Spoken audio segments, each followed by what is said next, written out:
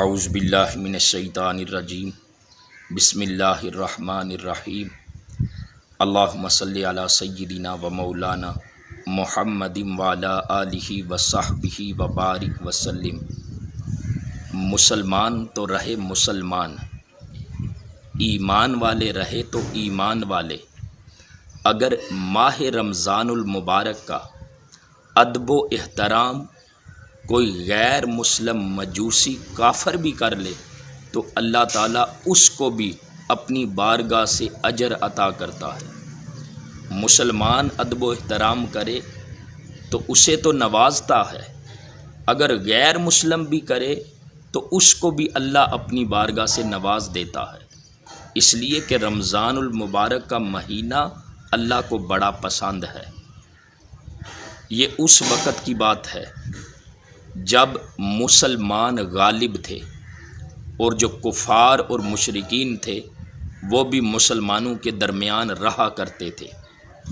رمضان المبارک کا مقدس مہینہ تھا کہ ایک مجوسی آگ کی پوجا کرنے والا شخص، اس نے اپنے بیٹے کو دیکھا کہ رمضان المبارک کے مقدس مہینے میں اس کا بیٹا سرے عام کوئی چیز کھا پی رہا تھا۔ جب اس مجوسی نے دیکھا تو اپنے بیٹے کو ڈانٹ ڈپٹ کی، اپنے بیٹے کو تھپڑ مارا کہ میرے بیٹے تجھے حیا نہیں آتی؟ یہ مسلمانوں کا مقدس مہینہ رمضان المبارک کا مہینہ ہے، اس میں وہ بھوک اور پیاس کو برداشت کرتے ہیں اور تم سرے عام کھا پی رہے ہو۔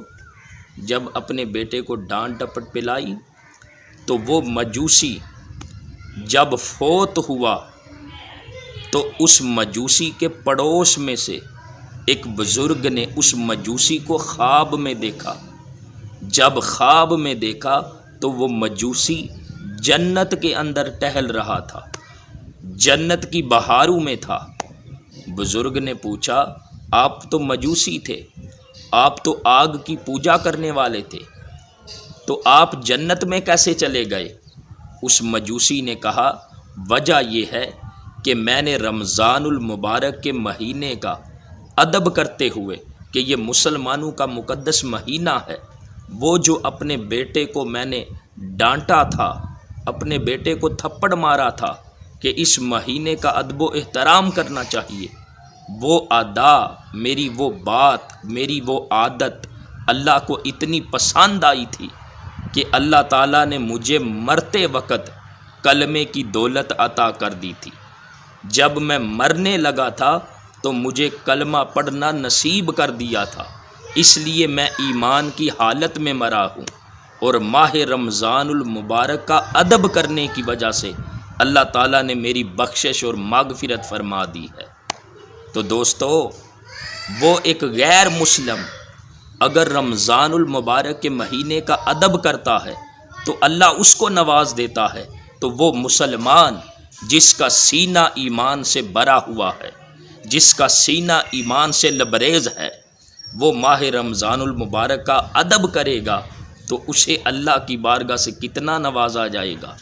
اللہ تعالیٰ مجھے اور آپ کو اس مقدس مہینے کا ادب و احترام کرنے کی توفیق عطا فرمائے، اور اس مہینے سے زیادہ مستفید ہونے کی توفیق عطا فرمائے، اور اس مبارک مہینے کو اللہ تعالی ہم سب کے لیے باعث بخشش اور مغفرت بنا دے۔